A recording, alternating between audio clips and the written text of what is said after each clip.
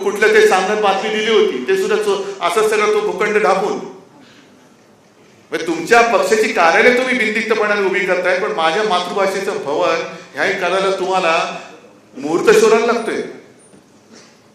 कसले तुम्ही मुख्यमंत्री, कोणत्या राज्याचे तुम्ही मुख्यमंत्री? आणि एक नक्की आहे की महाराष्ट्राला एका प्रादेशिक पक्षाची गरज आहे आणि ती शिवसेना आहेच. पण मराठी माणसाची एक वृत्ती आहे की तो आधी स्वार्थकरी बघत नाही, दुसऱ्याच्या मदतीला पहिला धावून जातो. हा आता मराठी माणसाचा गुण आहे की दोष आहे हे अजूनही काय कळत नाही.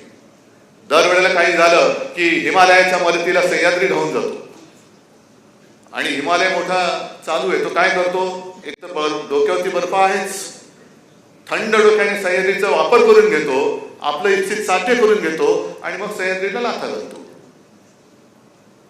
देशावरती कोणताही घाला येऊ, पहिला महाराष्ट्र धावून जातो.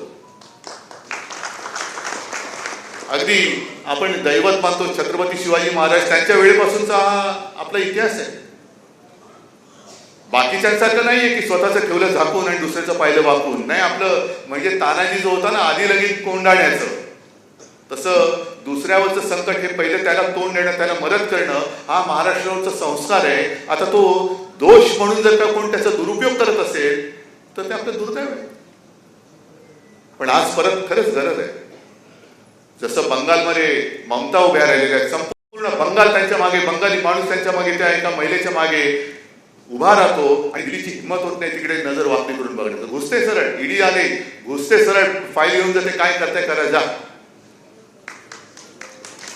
तामिळनाडूमध्ये सुद्धा तेच आहे. आम्हाला भाषेचा अभिमान जरूर आहे, पण आम्ही देश हा, हिंदुस्थान हा आमचा मानतोच ना, आमचाच आहे. आम्ही सगळे अनेकतातून एकता म्हणजे काय नेमकं? भाषावर प्रांतरचना झाली ही काय आपण नाही केली. प्रत्येक भाषेला राज्य मिळालं, त्या राज्याला राजधानी मिळाली. तसं आम्हाला आमचा महाराष्ट्र आहे. महाराष्ट्रात आम्हाला सुखाने राहू द्या ना. तुम्ही तुमच्या घरात व्हा ना मोठे, आम्ही कुठे काय म्हणतोय. आमच्या घरात सुद्धा आल्यानंतर, तुम्ही घरात आल्यानंतर आम्ही मराठी माणूस इथला मालक आहे, तुम्ही आमच्या सोबत राहा, आम्ही कुठे नाही म्हणतोय. पण घरावरती मालकी सांगायला लागला, जसं आता तुम्ही म्हणाला गद्दार गेले आणि ते माझ्या पक्षावरती मालकी सांगायला लागले, तर मग सहन कसं करायचं? मग सहन कसं करायचं?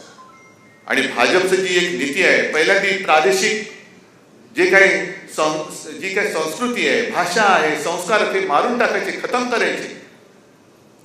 आणि मग त्यांचं सगळं वन नेशन वन इलेक्शन, म्हणजे एक नेता एक, ते पहिलं होतं ना, एक विधान एक निशाण एक प्रधान. आपल्याला सुद्धा वाटलं अरे वा चांगलंय, एक निशाण पाहिजेच, तो तिरंगा पाहिजे. भाजपचं फडकं नकोय आम्हाला, तिरंगा पाहिजे माझ्या भारत मातेचा, आपला देशाचा तिरंगा पाहिजे, तो आम्ही ध्वज मानतो. एक विधान म्हणजे आपलं संविधान आणि एक प्रधान म्हणजे देशातून निवडून गेलेला प्रधान, आम्ही म्हणू तोच अजिबात नाही, तो नाच आहे. आणि आता मला भीती वाटायला लागली की आता जनगण मन सुद्धा मारतील की काय, कारण त्याच्यामध्ये सगळे पंजाब सिंध गुजरात मराठा सगळं आपल्या प्रांताची एक एक उल्लेख आहे, अभिमानाने उल्लेख केलेला आहे. हे आपलं राष्ट्रगीत आहे. म्हणजे प्रादेशिक अस्मिता मारून टाकायच्या, खतम करायच्या, त्याच्यावरती सगळं त्यांचं हिंदीकरण करायचं. अहो आत्ता तुम्ही पेटीवरती गाणी ऐकली, कितीतरी गाणी हिंदी आहेत ना, त्या महाराष्ट्राने डोक्यावर घेतली नाही.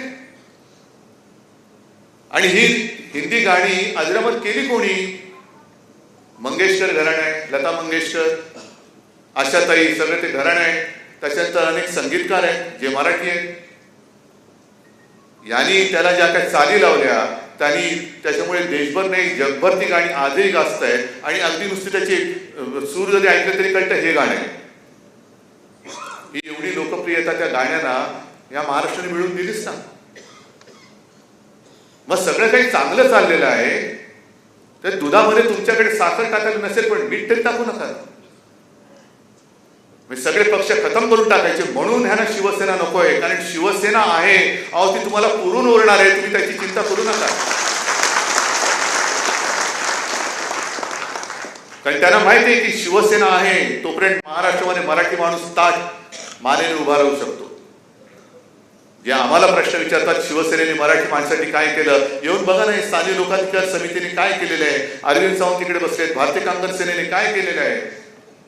जर शिवसेना नसती, शिवसेना प्रणित स्थानिक लोकाधिकार समिती नसती, भारतीय कामगार सेना नसती, अशा अनेक सेना ज्या आहेत त्या जर का नसत्या तर मराठी माणसाची हालत आज त्याच्या घरामध्ये काय झाली असती. हा पहिला प्रश्न जे आपल्याला प्रश्न विचारतात त्यांना विचारा, आणि मग त्यांना विचारायचं, अरे गधड्या, तू मराठी माणसासाठी एकदा तरी रस्त्यावर उतरलास का.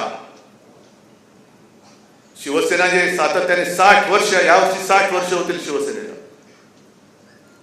अजूनही आपण आपला झेंडा सोडलेला नाही. नेता आमचा एकच आहे, दैवतसुर एकच आहे, भाषासुर एकच आहे. आम्ही असे बदलाबदल करणारे नाही आहोत. पण सातत्याने गेली 60 वर्ष मराठीसाठी लढणारी शिवसेना, हिंदुत्वासाठी झटणारी शिवसेना, हे असं भाजपवाल्यांनी सांगावं, मराठी